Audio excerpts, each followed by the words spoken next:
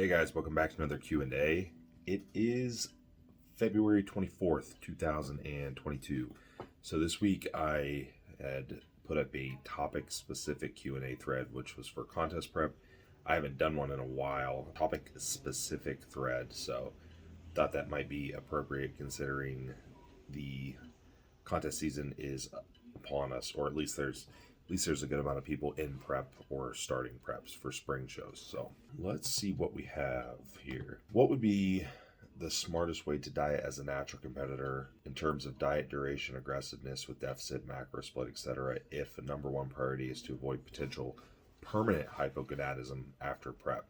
So this is a male asking, it looks like. There's obviously severity of the prep, I guess, in terms of how aggressive you're getting is probably going to, well, it will impact this outcome some, but in reality, body fat is going to be a big contributor to this. So even if you maybe get to the end point in two different ways, the outcome's probably going to be kind of similar. Now, of course, if you get to said body fat level with a extremely restrictive approach the whole entire way through, would that cause more negative adaptation than if you were to get there with maybe a little bit more cyclical and strategic approach?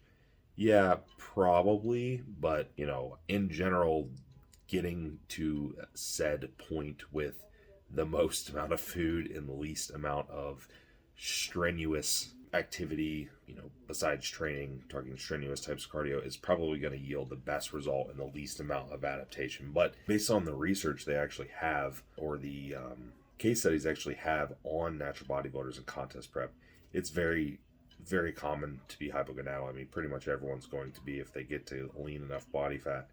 And in that data, it showed that pretty much all of the people were, and they all dieted differently, and they were all different people. So I mean, that tells you that it's not what you do probably won't dictate it quite as much as just the fact that you're getting that lean.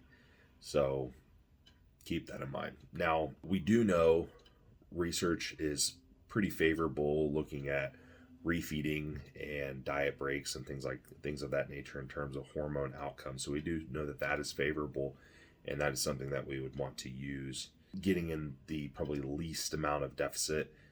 Time is tricky. Some people are going to tell you that more time with less severity is going to be better than least time with more severity. And again, you're still going to see different outcomes. But I would generally suggest, I would probably lean a little bit more towards the duration side. With enough time for diet breaks and refeeding. The longer you stay at that low body fat, the worse the adaptation is probably going to be. You mentioned permanent hypogonadism. I mean, it's certainly possible, and it definitely does happen. There's no way to say for sure if that's going to be the outcome for people. So it certainly happened to many people. I mean, that happened to me. That's kind of my backstory on that. But I had competed multiple times, way too close together, never really recovered. In fact, I was just getting worse, so don't do that. But that was years ago. Learned a lot since then. But yeah, that would be my general suggestion, is just enough time. Also trying to stay in the least amount of deficit that you can and still yield the result. We know that's probably better for lean body mass maintenance as well. Using your diet breaks and refeeds as much as you can. And macro split, probably not going to make a significant difference other than maybe having enough fats for essential hormone function. We know thyroid might be a little bit more affected by like carbohydrate, leptin levels maybe, but again, I mean, we're pretty much splitting hairs. Whatever you feel best on is probably going to yield the best outcome. Next one, have you ever seen negative impact on thyroid function from L-Carn deployment during or within diet prep setting? No, I have not. I've been asked this a bunch of times. Here's the problem. Here's the problem with that question is you're going to see a negative impact on thyroid function when you are in a diet or in a prep. At least to some extent. It's not going to stay exactly the same. It's going to downregulate some, unless you're not dieting to any significant leanness, right? I mean, if it was a 4-week diet or something, I suppose not. But in that case, there would be no way to say like, yes, we had 10% or 15% downregulation or adaptation of thyroid function, and that happened because of L-Carns. Like, well, we don't really know that. I mean, it happened because of dieting and being in a deficit and losing body fat and all these adaptations that are really well documented. So, it would be hard to measure. Now, what I will say is I have seen L-Carn used in a surplus at a constant dose over a certain period of time where calories were not changed much, and it did not have any negative impact on thyroid function. I actually had a couple people test it out in labs and just kind of want to peek at the labs and see. Now, granted, they're in a surplus, so less chance of adaptation, but still, that was a more constant state where I could actually measure it and see if there was any movement, and I did not see any. I know some people have talked about that and the mechanism there, but keep in mind everything works in a feedback loop, and there's a lot of push-pull going on. So even if there is going to be some small amount of negative there, your body's probably going to kick up TSH a little bit. It's probably going to produce a little more thyroid hormone, and short term it's probably okay. So nothing's really happening in isolation. Next, electrolyte manipulation and RAS system, renin angiotensin aldosterone system, one I did the whiteboard chat on recently, so check that out if you haven't seen it, if you're interested. What do you look for when making considerations about sodium potassium manipulation, and why? So I mean, that's a pretty big topic, but in general I don't manipulate them much, and the reason's very simple, because why? I mean, you can potentially make a small amount of benefit for a large amount of risk. If you've done it a lot, you can definitely do it, but for simplicity's sake, just get lean and don't have to really worry about manipulating it a whole lot. Now, with that said, there are some considerations. We know a few things. We know the body likes to maintain a pretty tight regulation of intracellular versus extracellular fluid. You're not going to change that, really. I mean, it's a pretty tight regulation. Now, if we shift this or restrict something or increase something short term, it will have potentially an acute effect.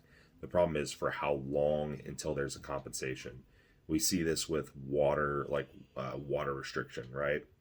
We see, they restricted water too long, aldosterone kicked up, then they held fluid, they looked worse, right? There's always risk if you're not. It's a timing thing. Like, that's the problem, is timing is not going to be the same from situation to situation. It's not going to be the same from person to person.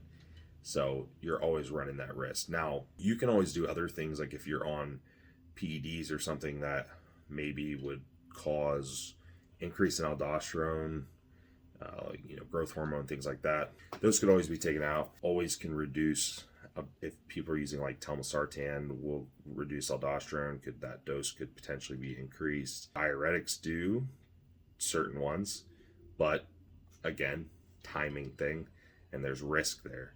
So with sodium, potassium, I like to keep them pretty constant. I might pull back sodium just a little bit with like night before, day before, maybe a little bit morning of, and then kind of ramp it in right when they're pumping up.